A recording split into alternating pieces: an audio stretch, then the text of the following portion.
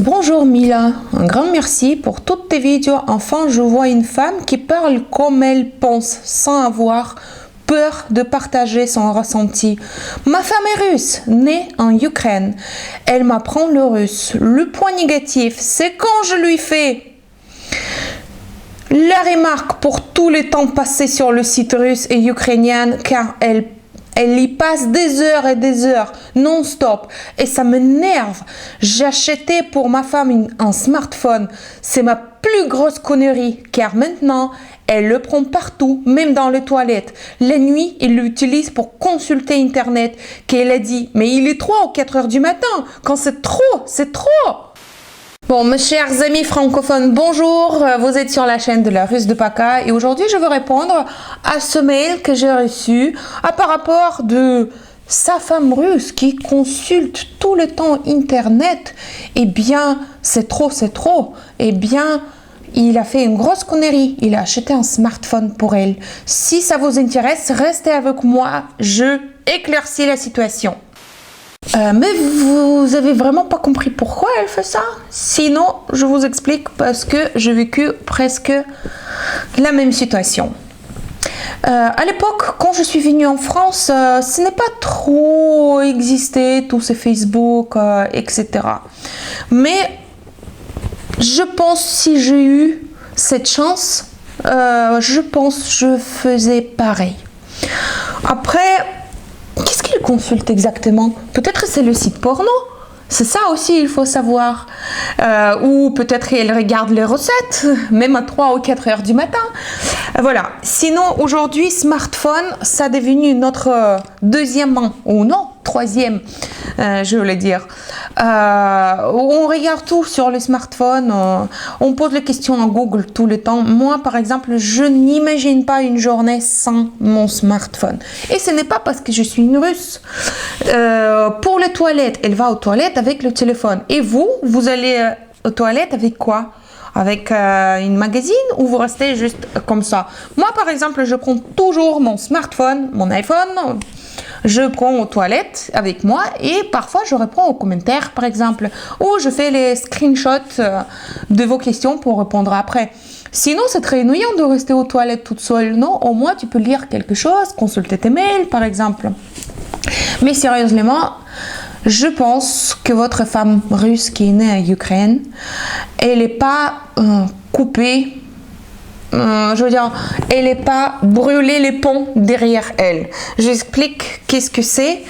Le truc est déménager dans un autre pays, c'est pas pareil. C'est pas comme déménager dans une autre ville ou dans un autre appartement. C'est beaucoup plus grave. Moi, je vais dire la vérité, pendant 5 ans peut-être, je n'ai toujours pas compris que je restais ici, en France. Je gardais tout, mon compte banquier, les contacts avec tous mes amis, la SIM card, le SIM card de mon téléphone russe, elle est toujours. Je payais pendant 5 ans pour ce téléphone que je n'ai pas utilisé. Donc, je n'ai pas coupé cette cordon avec mon pays. C'était très dur d'accepter que voilà, maintenant tu vis dans un autre pays. Donc ça, c'est une petite explication, si vous voulez, pourquoi elle reste avec son téléphone. Regardez bien qu'est-ce qu'elle consulte. Moi, je pense c'est les 2 sites web. Donc le premier, c'est Одноклассники, c'est un site web jaune comme ça. Et le deuxième, ça ressemble grave avec Facebook, qui s'appelle Vkontakte, vk.ru ou .com. Donc, parce que votre femme, elle n'a pas coupé les fils avec ses amis. Donc, elle vit toujours dans sa tête, elle vit toujours dans son pays. Elle parle avec ses amis et tellement, même plus qu'avant. Je vous explique. Par exemple, aujourd'hui, avec les amis qu'on a, d'accord, quand on se croise, on parle un peu, oh, le météo, oh, la semaine dernière, je suis allée à la salle de sport, par exemple, ou quelque chose comme ça. Ça, c'est la même chose, sauf qu'elle fait ça par Internet. Donc, elle pose les questions, par exemple, salut Oksana, est-ce que ça va? Oksana, elle dit, ah oui, ça va, je bois du thé. Et toi? Elle dit, et moi, je bois pas du thé parce qu'en France, on boit pas trop du thé. Donc, elle reste dans la vie qu'elle a eu avant de déménager en France. Ça va petit à petit baisser, mais pas de suite. Parce que de réaliser ta nouvelle situation, c'est assez compliqué. C'est vraiment dur de tout changer comme ça.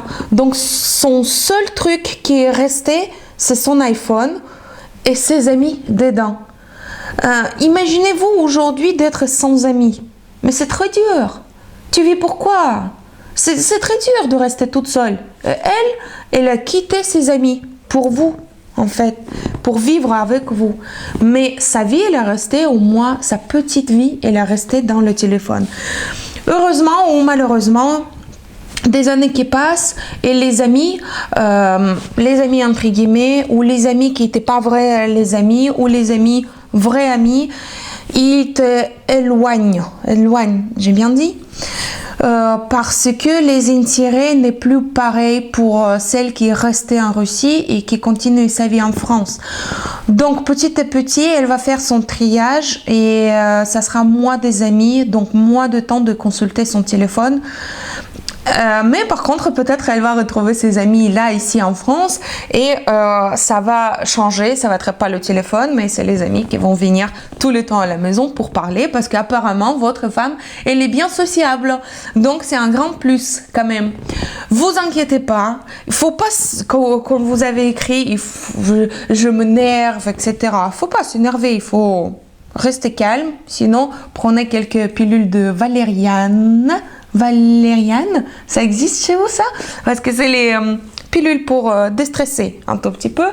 Donc, vous inquiétez pas, votre vie de toute façon elle continue, mais si elle fait son caca, ses besoins avec le téléphone, et si elle regarde qu'est-ce qui se passe à 3 ou 4 heures du matin, mais ce n'est pas grave. Mais par contre, regardez bien qu'est-ce qu'elle consulte, parce que ça m'intéresse beaucoup, qu'est-ce qu'on peut regarder à 3 ou 4 heures du matin dans le téléphone, parce que moi je mets mode avion quand même, à 21 heures c'est fini hein, pour moi.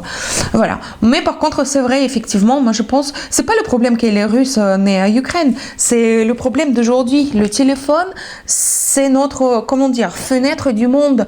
Parce que avant, souvenez-vous, qu'est-ce que c'était avant? Moi, j'ai eu ça. Vous envoyez donc les lettres à 2 pages à votre grand-mère, par exemple, salut, et là, tu essayes de raccourcir toute ta vie pendant 2 mois. Qu'est-ce que tu as fait dans 2 mois, d'accord? Et puis, ces lettres, elles partent, et dans 3 ou 4 ou 5 semaines, grand-mère, elle reçoit, et le lise 10 fois peut-être. Et puis, il vous répond, donc encore 4 semaines plus tard, vous avez la réponse de votre grand-mère. Moi, j'ai vécu ça, c'était très long. Hein. Voilà, là aujourd'hui, on peut savoir des nouvelles de nos amis par téléphone, même si les amis restaient en Ukraine ou en Russie, si vous voulez. Donc, moi, je dis, peut-être c'est bien qu'il ait fait ça. Peut-être c'est bien que les autres, ils se souviennent toujours que votre femme, elle existe. Elle veut savoir sa nouvelle, elle veut savoir sa nouvelle vie, il veut savoir la différence entre les deux pays. Donc, ils parlent tout le temps ensemble pour donner les nouvelles. Voilà. Peut-être que vous êtes quelqu'un qui pas trop au téléphone. Ça aussi, c'est compréhensible. Mais je vous rassure, ce n'est absolument pas grave. Et petit à petit, elle va filtrer ses amis et elle va avoir moins des amis avec qui elle parle. Et puis, tous les nouveautés, ils vont finir un jour. Donc, je veux dire... là, elle essaie toujours de savoir comment ça finit l'histoire avec une couple qu'elle connaît. Est-ce qu'ils sont divorcés ou pas? Est-ce que la fille qui voulait vraiment avoir un enfant, est-ce qu'elle a accouché ou pas? Donc, elle essaie de récolter toutes les nouvelles... toutes les informations de tous ses amis, mais dès que tous ses amis qui vont accoucher, divorcer, remarier, etc., il y a plus de quelque chose de grave à savoir, mais elle peut pas chaque jour demander est-ce que tu as bien mangé, est-ce que tu as bu du thé, etc. Donc un jour ou l'autre, ça va finir, vous inquiétez pas. Et voilà, arrêtez de vous déstresser, faites pas la stress, faites l'amour.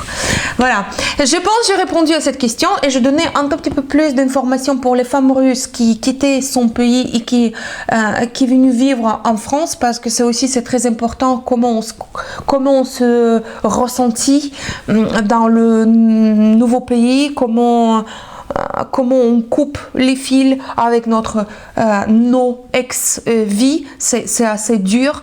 Donc voilà, il faut savoir aussi ça. Il faut pas juste penser que les Russes, ils viennent ici pour profiter de la vie en France, etc.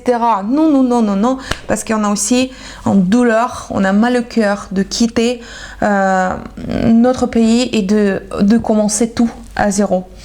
Voilà, je vous souhaite une excellente journée. C'était la Russe de Paka et moi je veux dire Paka en russe, c'est-à-dire ciao.